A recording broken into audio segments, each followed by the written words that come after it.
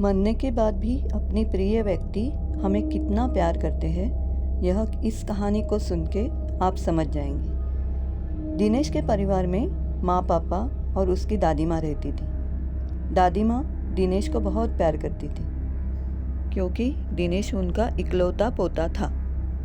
अपना कोई भी काम वह दिनेश से कहती, दिनेश उनका काम कर लेता। दादी माँ की आंखों का तारा था दिनेश। लेकिन एक दिन दादी माँ अचानक बीमार पड़ गई। उन्हें हॉस्पिटल में भर्ती किया, लेकिन वह ठीक नहीं हो सकी। एक दिन उनकी मौत हो गई। मौत के वक्त दिनेश वहीं पे था। दादी माँ की आंखें खुली ही थी और वह दिनेश को ही देख रही थी। दादी माँ को घर लाकर सब क्रियाकर्म हो गए। 12 दिन कैसे बीते पता ही नहीं चला। इन दिनों में रिश्तेदार, दोस्त उन्हें मिलने आते थे। लेकिन 12 दिन के बाद कुछ ऐसी घटनाएं घर में शुरू होने लगी कि विश्वास करना कठिन था। दिनेश का घर एक मंजिला था। ऊपर के एक कमरे में दिनेश और दूसरे कमरे में दादी रहती थी। दादी के मरने के बाद उनका कमरा खाली हो गया था, लेकिन उनके कमरे का दरवाज़ा खुला ही रहता था। एक दिन दिनेश अपने ऑफिस का काम करने के लिए रात के वक्त नीचे हॉल में बैठा था, तो उसे ऊपर दादी के कमरे में कोई हलचल दिखी। कुछ अजीब सी आवाज़ें आने लगी। उसे पहले लगा कि उसका वहम होगा, तो उसने नज़रअंदाज किया।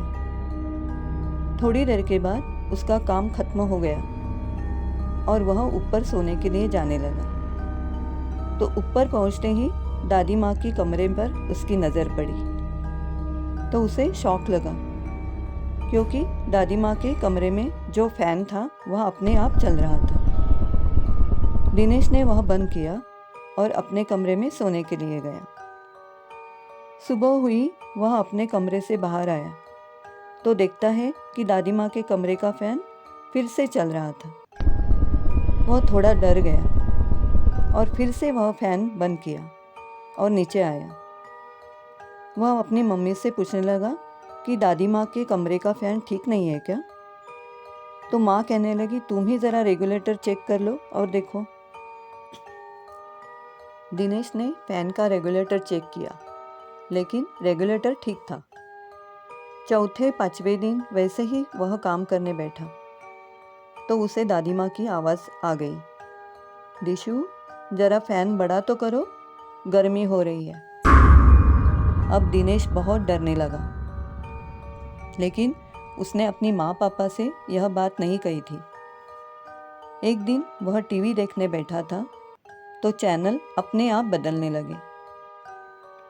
रिमोट दिनेश के हाथ में ही था। कभी कभी टीवी देखते वक्त दादी माँ की आवाज़ आती, दिशु मेरी पसंदीदा सीरियल लगाओ बेटा। ये बातें अब रोज़ घटने लगी। एक दिन रात के वक्त 1 बजा था। दिनेश पानी पीने उठा तो देखता है कि उसके रूम का दरवाज़ा खुला था और बाजू वाले दादी के कमरे से फ़ैन की आवाज़ आ रही थी। उनकी आराम कुर्सी अपने आप हिल रही थी।